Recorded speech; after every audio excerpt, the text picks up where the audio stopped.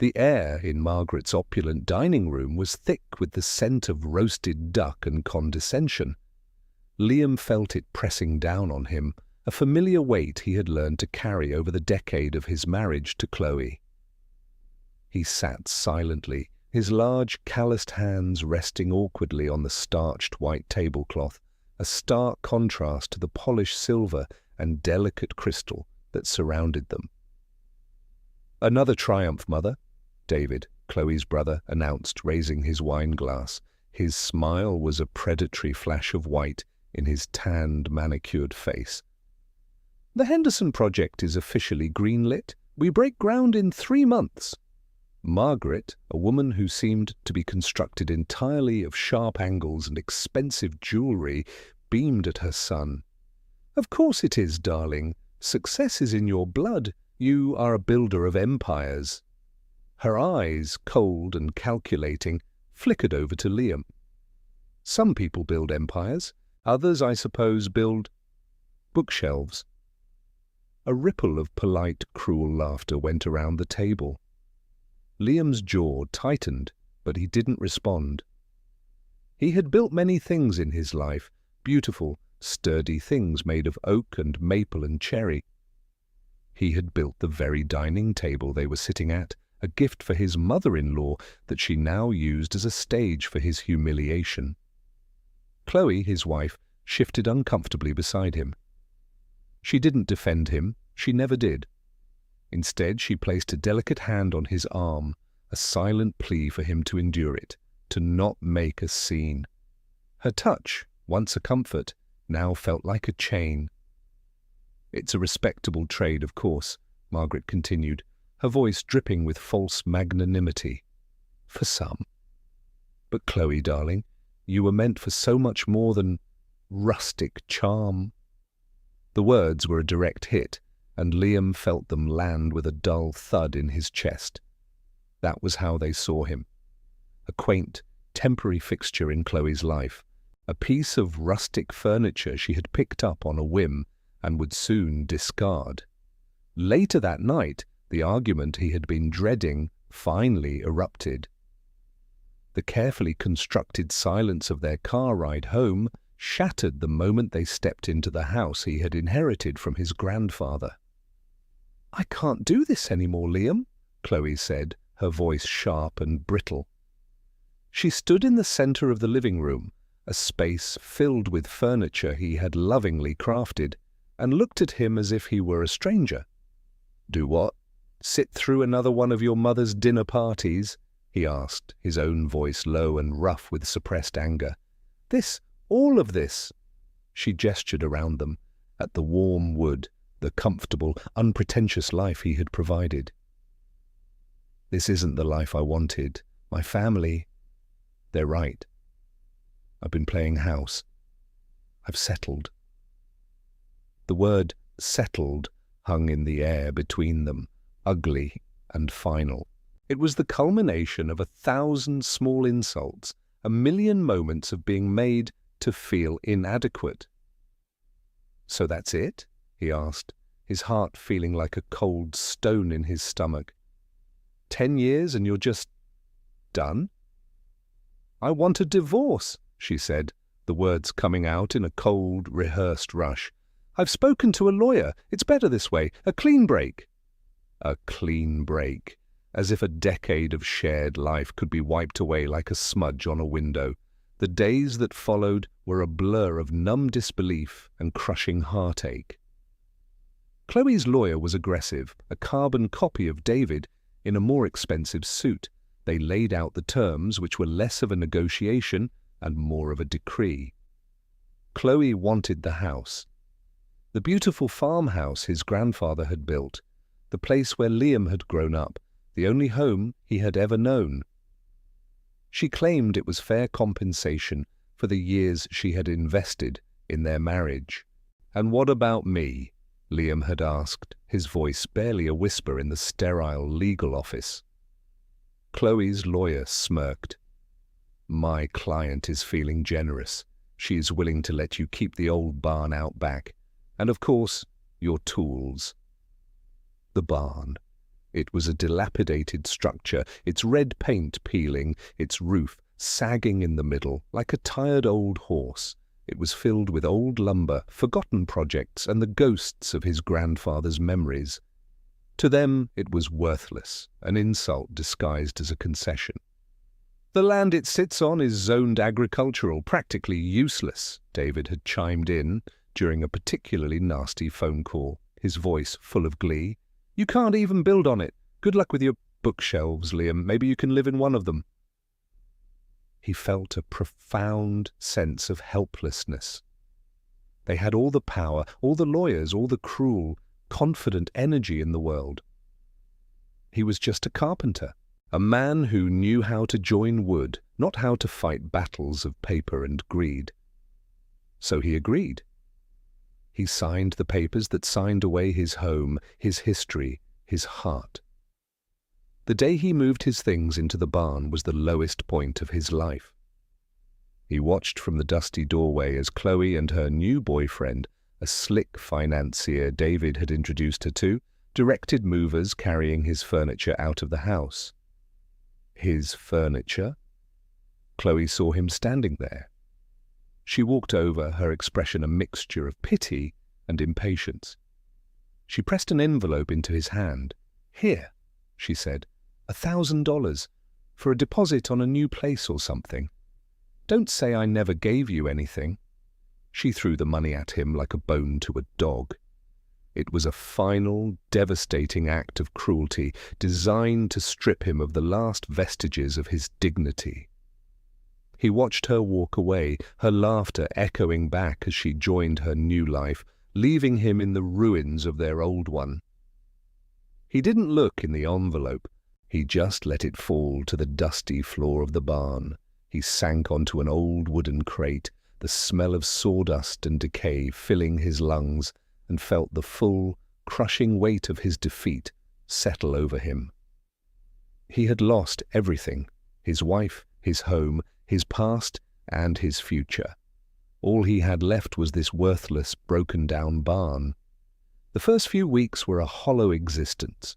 Liam moved through the days in a fog of grief and exhaustion. He set up a makeshift bed in the corner of the barn, ran a power cord from an external outlet, and subsisted on canned soup and stale bread. He tried to work, to lose himself in the familiar rhythm of sanding and sawing, but his hands felt clumsy, and his heart wasn't in it. Every piece of wood he touched seemed to mock him, a reminder of the home he had built and lost.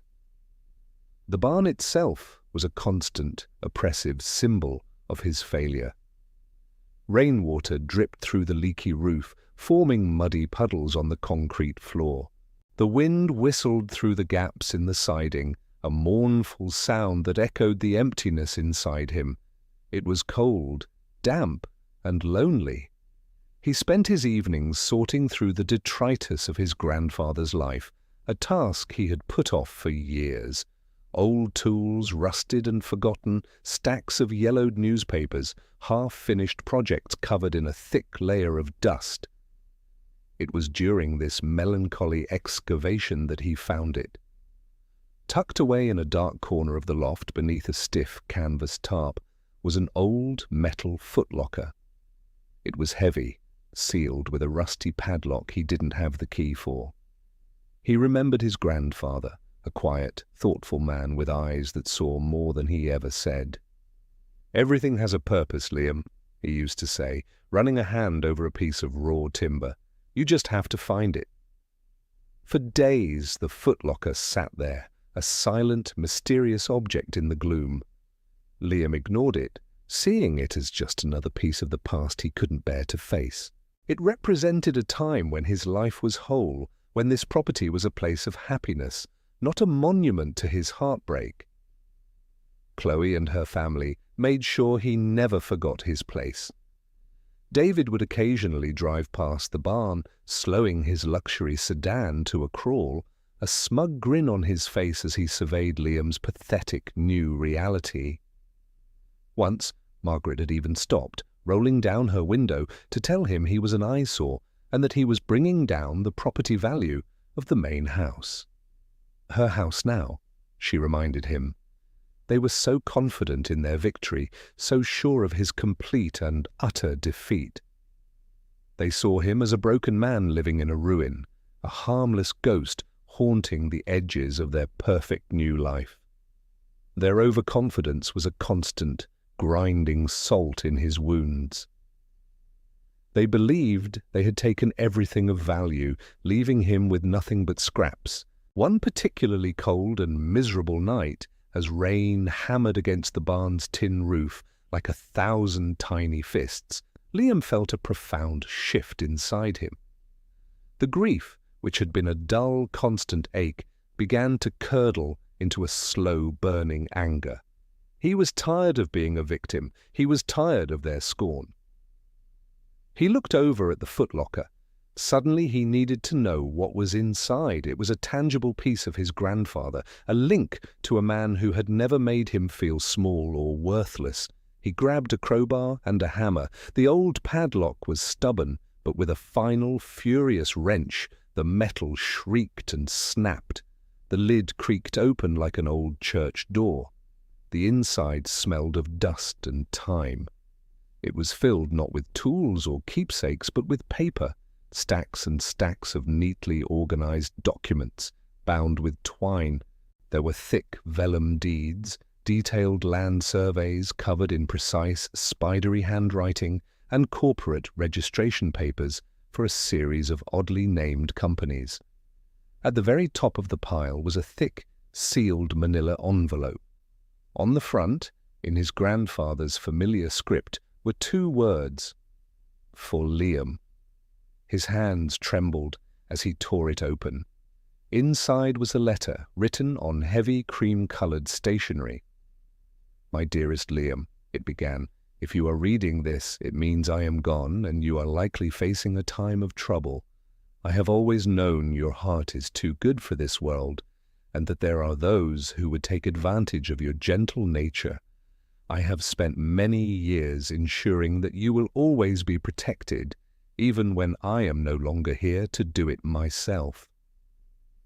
The letter went on to explain. It spoke of foresight, of watching the slow, inevitable creep of the city toward their quiet patch of country. It spoke of quiet investments and careful planning, and it instructed him, in no uncertain terms, to take the contents of the footlocker to a man named Arthur Harrison, a lawyer in the city, and to trust no one else. A strange feeling, one he hadn't felt in a very long time, began to stir in Liam's chest. It wasn't quite hope, but it was the seed of it, a mystery seed planted years ago by a wise old man, waiting for the right moment to sprout.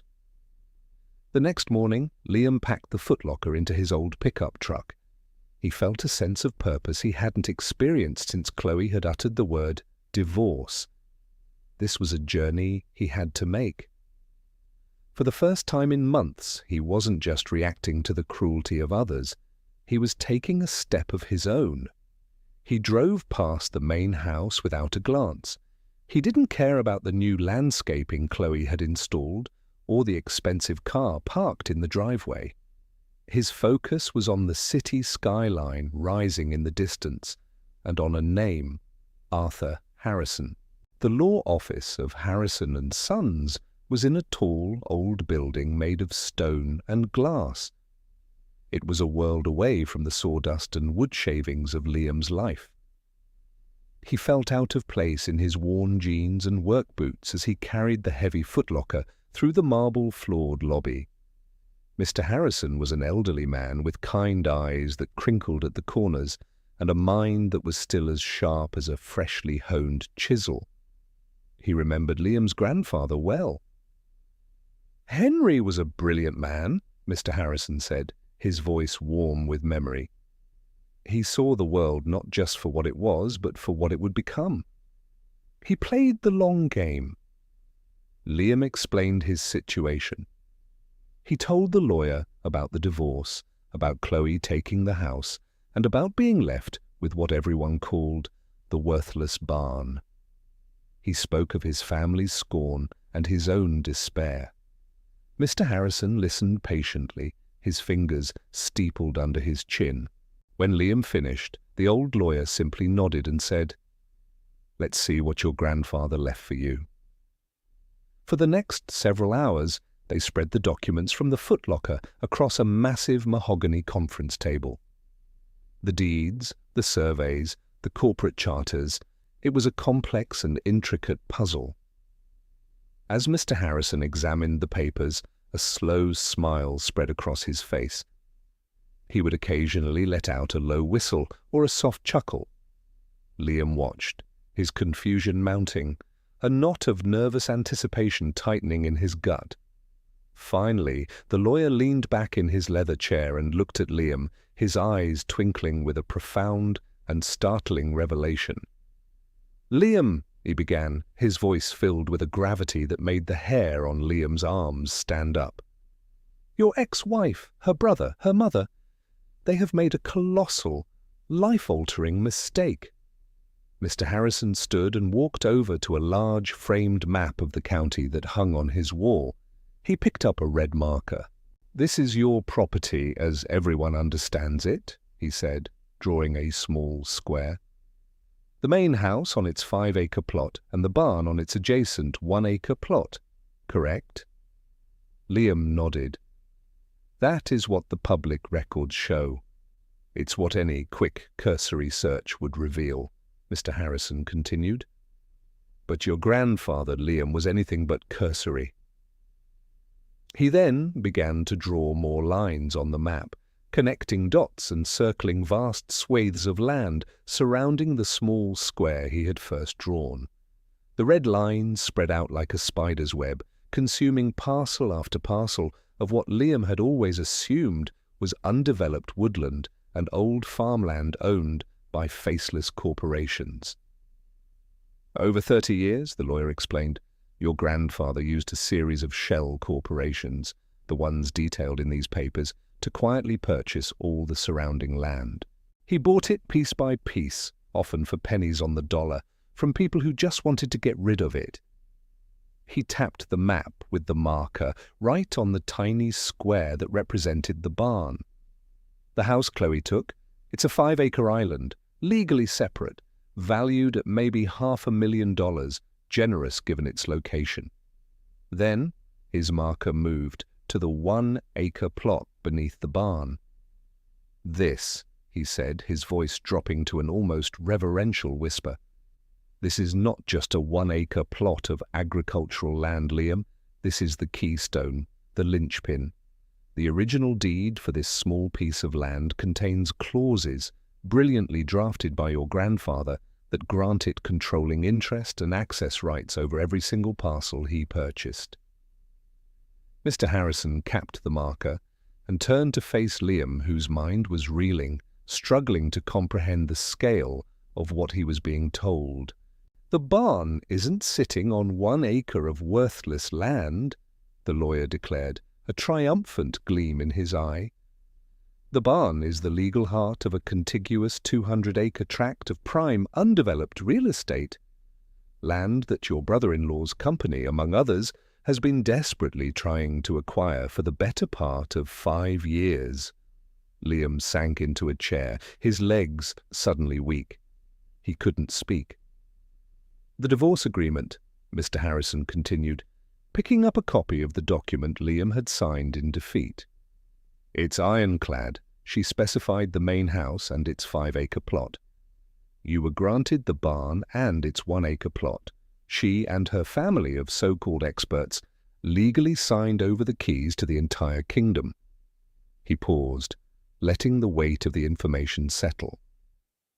"Liam," he said softly, "that worthless land you were left with, based on current market assessments and recent offers made to the shell corporations your grandfather set up, it's worth approximately $11 million. The number was so vast, so astronomical, that it didn't even feel real. $11 million. It was a figure from another universe, a life he couldn't possibly imagine. But the most stunning part, the detail that cut through Liam's shock like a blade, was the irony, the cruel, beautiful, poetic irony of it all.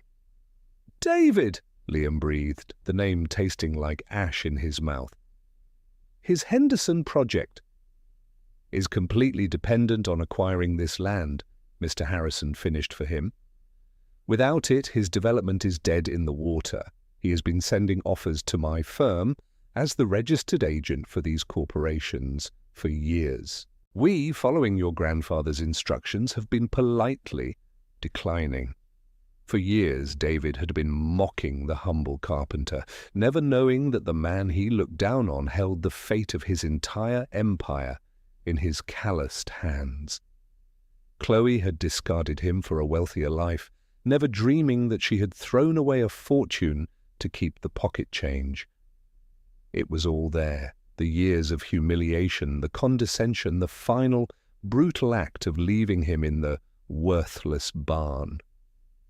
It all coalesced into a single, blinding moment of realization. This wasn't just a legal discovery, it was a reckoning.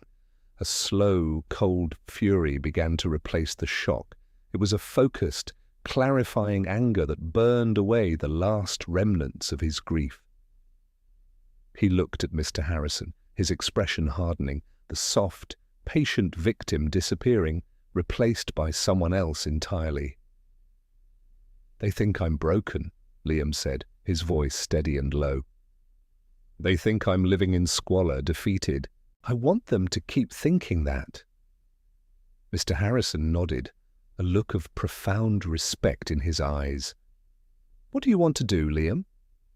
Liam thought of the $1,000 Chloe had thrown at him, the smug look on David's face, the cold dismissal in Margaret's eyes. He thought of his grandfather's quiet wisdom, the long game he had played for a future he would never see. "I don't just want to sell the land," Liam said, the words feeling powerful on his tongue. "I want to dismantle them. I want to use the very thing they despise, this land, this barn, this simple life, to show them what true worth looks like. I want to build something, and I want to start with their ruin." The decision was made. The sleeping giant was awake. The first step was silence. Liam returned to the barn, but it was no longer a prison of his failure. It was now his fortress, the command center for his quiet war. He continued to live simply, to wear his old work clothes, to drive his beat-up truck. To the outside world, and, more importantly, to Chloe and her family, nothing had changed. He was still the pathetic ex-husband she had discarded. Meanwhile, in the city, Mr. Harrison began to execute their plan. It was a strategy of surgical precision designed to use David's own arrogance and greed as the primary weapon against him. David's Henderson project was a monument to his ego, a massive luxury condominium complex that promised unparalleled views and opulent living. He had poured everything into it, convincing investors, securing massive bank loans, and launching a slick, aggressive marketing campaign. The entire venture, however, was predicated on one single, fatal assumption, that he would eventually be able to acquire the large, undeveloped tract of land behind the old farmhouse. Working through one of the shell corporations, Mr. Harrison's firm sent a letter to David's company. It was a masterpiece of corporate ambiguity. It didn't refuse to sell, nor did it agree. It simply stated that the ownership consortium was re-evaluating its long-term strategic goals for the asset and would not be entertaining any offers at this time. The first domino had been pushed. Liam heard about the fallout indirectly. Chloe called him, her voice a strange mix of annoyance and feigned concern. "Liam, is everything all right over there? David is having some issues with the land behind the barn. Some stubborn old farmer, he thinks. You haven't seen anyone snooping around, have you?" "No, Chloe," Liam said, his voice perfectly even. He was patching a hole in the barn roof, enjoying the feel of the sun on his back. "It's been quiet here, just me." "Well, if you do see anyone, let David know. It's very important for his project. Everything is riding on this." "I'll be sure to do that," he said, And then he hung up. The irony was so thick he could taste it. David's reaction was exactly as they had predicted. He didn't panic, not at first. He was arrogant. He saw the letter as a negotiating tactic from some backwoods landowner trying to squeeze a few extra dollars out of him. He responded with bluster and legal threats, attempting to force a sale through eminent domain claims and zoning challenges. Each of his attempts was met with a calm, impenetrable legal wall erected by Mr. Harrison. His grandfather's work had been flawless. The deeds were ironclad, the corporate structures perfectly legal and opaque. David was punching at smoke. As weeks turned into a month, David's arrogance began to curdle into desperation. The bank was calling, demanding proof of land acquisition before releasing the next phase of funding. His investors were getting nervous. The pre-sale contracts he had signed had deadlines. The clock was ticking, and the foundation of his empire was cracking. Liam watched the chaos unfold from his quiet perch. He saw the frantic pace of construction on the edges of the property grind to a halt. He saw David's expensive car parked outside the main house at all hours, a sign of tense, angry meetings taking place inside. The pressure began to affect Chloe. The flow of money from her brother, which had funded her lavish new lifestyle, was drying up. She called Liam again, her tone no longer patient. "This is becoming a real problem, Liam. David thinks you might know who owns that land. An old friend of your grandfather's, maybe? There's a finder's fee in it for you if you can help." A finder's fee. The offer was so condescending, so perfectly in character, that Liam almost laughed. "I don't know anyone, Chloe," he said calmly. My grandfather kept to himself. The cascade effect was beginning. David, in a desperate move, had leveraged his personal assets and had even convinced Margaret to co-sign on a high-interest bridge loan to keep the project afloat while he resolved the land issue. It was a foolish, reckless gamble, and it was exactly what Liam and Mr. Harrison had been waiting for. With David financially overextended and legally cornered, they pushed the next domino. Mr. Harrison, on behalf of the consortium, filed a formal complaint with the County Planning Board. The complaint detailed how David's initial construction and ground clearing had already encroached on their property lines, causing environmental damage. They included satellite imagery and land surveys as evidence. They weren't just refusing to sell, they were now on the offensive. A stop work order was issued for the entire Henderson project. The news hit the local business journal like a bombshell. Multi-million-dollar luxury development halted over land dispute. David's world began to crumble with astonishing speed. The bank immediately froze his accounts and called in the loans. His investors, seeing the public notice, started filing lawsuits, accusing him of misrepresentation and fraud for selling condos on land he never owned. Margaret's social circle, which worshipped success and viciously punished failure, turned on her overnight. The whispers at the country club became a roar. Her son was a failure, a fraud. Her family was ruined. Liam continued his quiet life in the barn. He had started to repair it in earnest, not just patching it up, but restoring it. He replaced the rotten siding, fixed the sagging roof, and installed new windows. The work was therapeutic, a physical manifestation of him rebuilding his own life. He was creating something strong and enduring, while just a few hundred yards away, their world of glass and greed was shattering. One evening, a sleek, black sedan he didn't recognize pulled up the long driveway. A woman got out dressed in a sharp business suit. She introduced herself as a representative from a rival development firm, one that had been competing with David for years. "We know about the stop work order," she said, getting straight to the point. "We also know that the Henderson project is dead. Our sources tell us the owner of that land has no intention of ever selling to David." She looked from Liam to the half-restored barn, a flicker of confusion in her eyes. "We want to make an offer, a substantial one. We want to buy the entire tract, and we are prepared to pay well above market value." This was an unexpected development, but a welcome one. It was the final piece of the plan falling into place. "My associates handle all negotiations," Liam said coolly, handing her one of Mr. Harrison's business cards. "You can speak with them." The woman's professional smile faltered for a second. She had clearly expected to be dealing with a simple man she could easily intimidate or impress.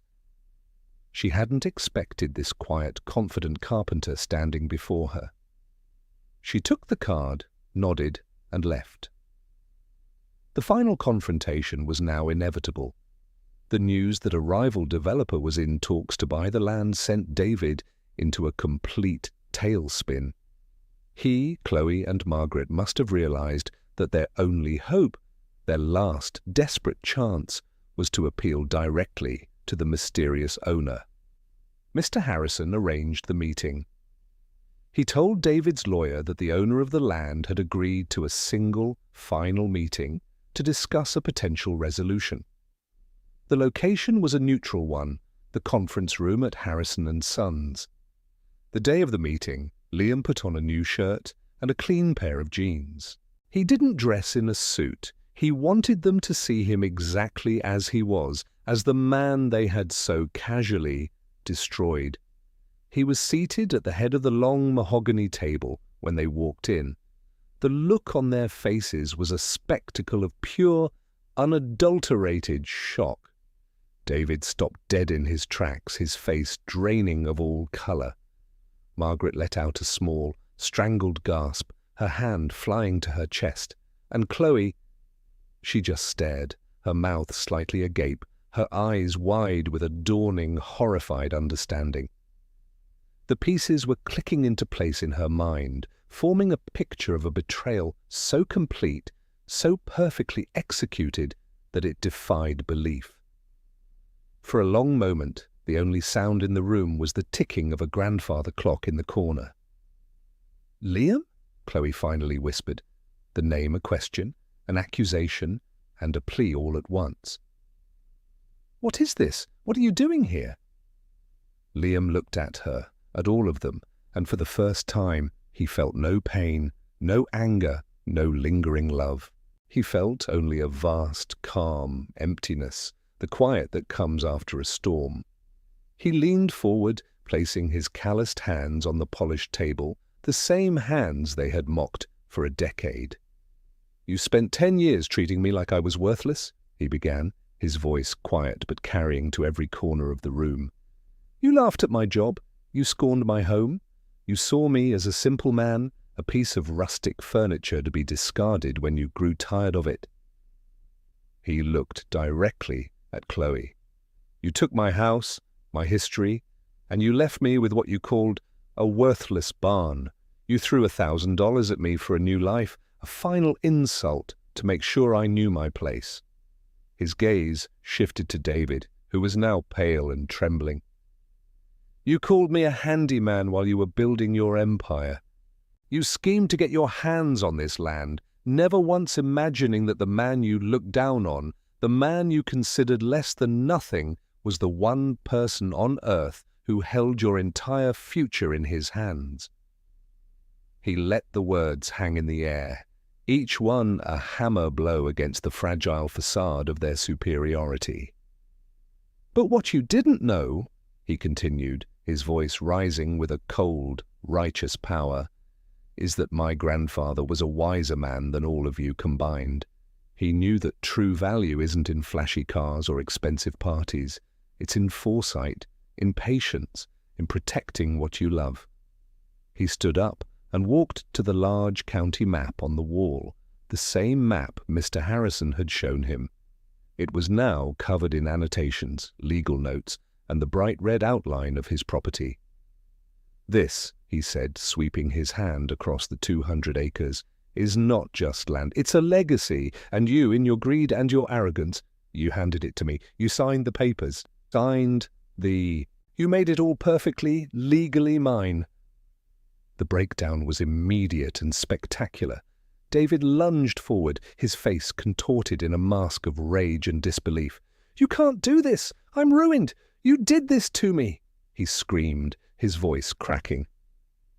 Margaret collapsed into a chair, sobbing uncontrollably. "Everything.